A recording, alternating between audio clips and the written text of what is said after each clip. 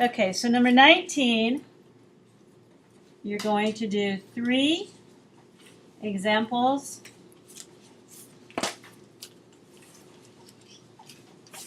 of an intensity scale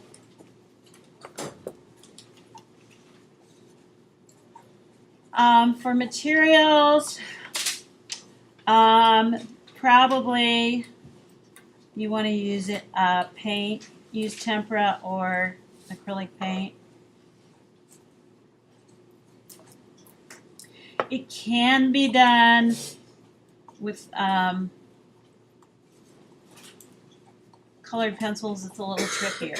So if you're just going to do a regular scale, I want you to have, here's your 3 scales. Now in your book, you have a scale with a lot. How many intensities? 8 intensities.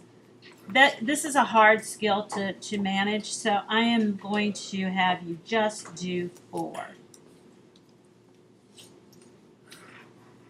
All right, so this would be kind of a 3 scale. If you want to get a little fancier, you can do that. Okay? So what you'll do is, I'm going to demonstrate right here. I'm going to start with the color red, I guess. Okay. So to dull red, I'm going to take a little tiny bit of green. Here's the trick, is using tiny amounts. And I know that doesn't look green, so that's why I decided to use the red. Usually, I thought it would work better the other way. So add very little bits at a time because it's going to dull it really quickly. So your first one will be the high intensity, so that's going to be your regular color, right?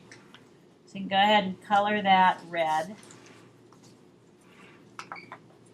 See, I'm being sloppy, but.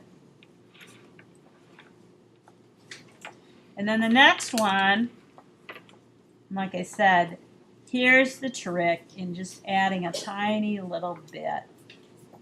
If you add it too quickly, it's just going to turn brown right away. And you want to try and keep a color. So here, it's a little duller. You want it to gradually get duller.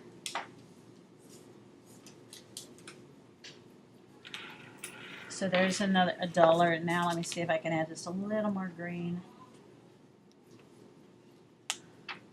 You need to get 4. So like I said, go slowly or it'll turn too quickly on you, which it's doing right now.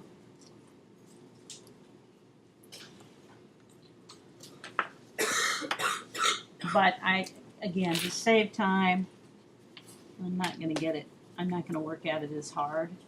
Mixing paint is quite a skill to have, and the only way you get it is to practice. So you should go slowly, and then as long as I've got red, I might as well also do green, right? And then you can pick another opposite for your last one. So here's green, which I have a little red in my brush, so I'm already mixing it. Not good. Okay, and then I'm going to add a little bit of red to the green.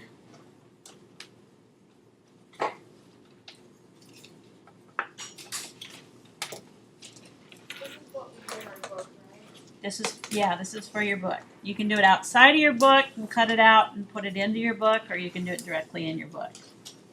This is number 19. All of these go into your book.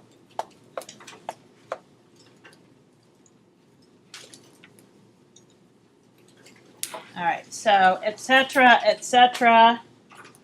Gonna make that a little darker.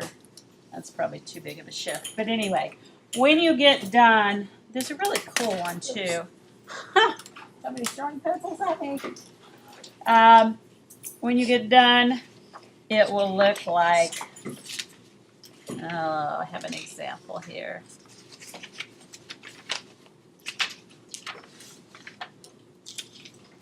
it will look like this. She did more than 4. You only have to do 4. So here are 4 that I did, just as an example. And then, if I can find it real quickly, I don't know if I can. I have an example of a really cool one. I don't know where it is, so I'm not gonna look for it. But obviously, you could make these into different shapes. You can make it more interesting if you're going for the 4. All right? Questions? All right. Tomorrow, Mrs. Benda will be here. You guys are great, so I'm sure you will be model students for her.